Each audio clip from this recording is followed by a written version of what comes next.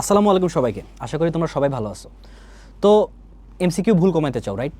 তো এমসিকিউ ভুল কিভাবে তুমি কমাইতে পারো? প্রথমত একটা শর্ট টেকনিক, যে তুমি এমসিকিউ কিভাবে অ্যান্সার করবা। তোমার তো গোল্লা ভরাট করা লাগবে, তাই না?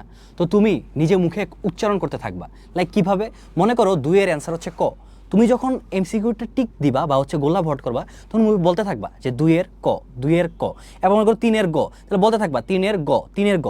কারণ তুমি যখন এই জিনিসটা মানে ফলো করবা, তখন তোমার ব্রেনটা অটোমেটিক্যালি কাজ করবে যে গ ছাড়া যদি তুমি অন্য কোনোটাতে টিক চিহ্ন দিতে যাও বা গোলা ভোট করতে চাও, তখন তোমার মনে হবে যে না, এটা তো 3 এর গ হবে, আমি এখানে কেন দিতেছি।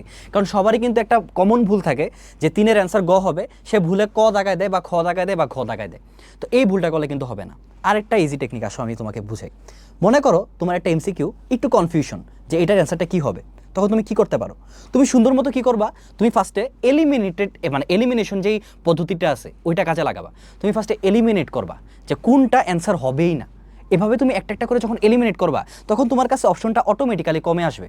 দেন তুমি কি করতে পারো, যেই অ্যান্সারটা সবচেয়ে লজিক্যাল মনে হবে, ওই অ্যান্সারটা কি তুমি টিক চিহ্ন দিয়ে কি দাগে আসতে পারো। তো এইভাবে তোমার কি হবে, মনে করো যেই এমসিকিউটা তুমি একদমই বুঝতেছিলা না বা একদমই ভুল হইতে পারে, সেটা তুমি কি অ্যান্সার থেকে কি উত্তরে আসবে, মানে অ্যান্সার থেকে তুমি কি উত্তরটা বের করতে পারবা। কারণ কোয়েশ্চেন থেকে মাঝে মাঝে কিন্তু এমন না যে তোমার কোয়েশ্চেন পরে কোয়েশ্চেনটা জেনে অ্যান্সার বের করতে হবে। তুমি কি করতে পারো, অ্যান্সারগুলো পরে কি রিভাইজ করে করে তুমি কি এমসিকিউর অ্যান্সারটা পেরে যেতে পারো। তো এই টেকনিকগুলো যদি ফলো করো, তাহলে কি ইনশাল্লাহ তোমার এমসিকিউতে কি ভুল কমে যাবে। তো আশা করি সবাই ভালো থাকবা।